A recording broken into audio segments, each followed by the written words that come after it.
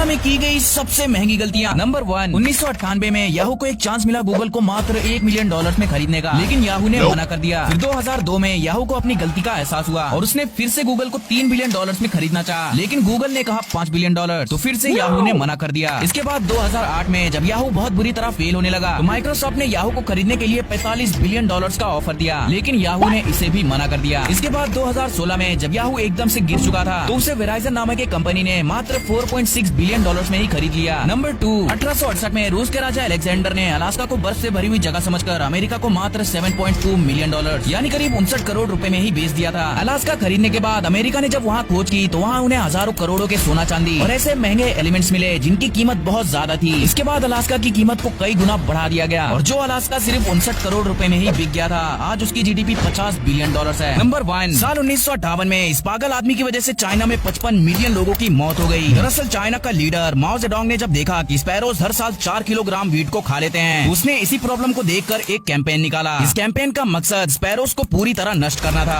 और हुआ भी कुछ ऐसा। उसने 2 बिलियन स्पैरोज को मौत के घाट उतार दिया। लेकिन कहते हैं ना, प्रकृति के साथ खिलवाड़ करोगे तो मिट्टी में मिल जाओगे। स्पैरोज के खत्म होते ही ग्रास शॉपर और कैटरपिलर्स की आबादी आसमान छू गई, जिसकी वजह से वो कई हजार खेतों की फसलों को बर्बाद कर दिए और चाइना भूखमरी का शिकार बन गया और इस भूखमरी ने 55 मिलियन लोगों की जान ले ली। नंबर 2, 2003 में स्पेनिश नेवी ने इंजीनियर्स को एक सबमरीन बनाने का ऑर्डर दिया, पर इंजीनियर्स ने कैलकुलेशन के समय गलती से डॉट को अलग जगह पर लिख दिए, जिसकी वजह से उस सबमरीन का वजन जरूरत से ज्यादा बढ़ गया। इसीलिए वो सबमरीन पानी के अंदर तो चली जाती थी पर पानी के ऊपर नहीं आ पाती थी और सिर्फ उस डॉट की वजह से स्पेन को $780 मिलियन का घाटा हो गया। नंबर 1, 2020 के यूईएफए प्री मैच के दौरान कोका कोला ने प्रमोशन के लिए अपने बोतल्स रोनाल्डो के आगे रख दिए, लेकिन इसके बाद कुछ ऐसा हुआ जो कोका कोला ने अपने सपने में भी नहीं सोचा था। रोनाल्डो ने कैमरे के आगे से कोका कोला की बोतल्स को हटा दिए और सभी को पानी पीने का संदेश दिए। इसके बाद रोनाल्डो की सिर्फ इतनी सी गलती की वजह से कोका कोला को तुरंत $4 बिलियन यानी करीब 33 अरब रुपयों का नुकसान हो गया। नंबर 2, 2014 में फ्रांस ने $17.5 बिलियन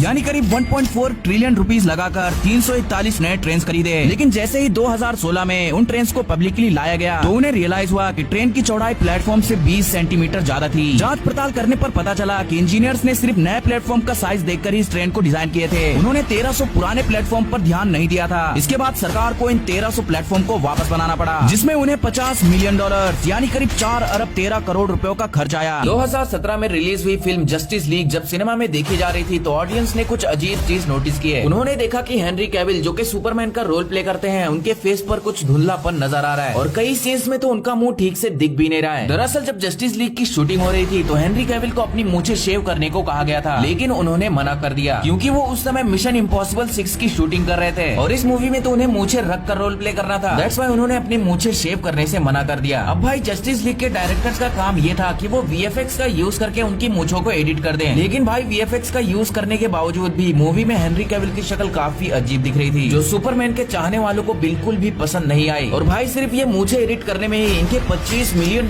तो खर्च हुए ही। साथ ही जब मूवी रिलीज हुई तो इसकी लो रेटिंग की वजह से जो नुकसान हुआ वो तो इससे भी ज्यादा था।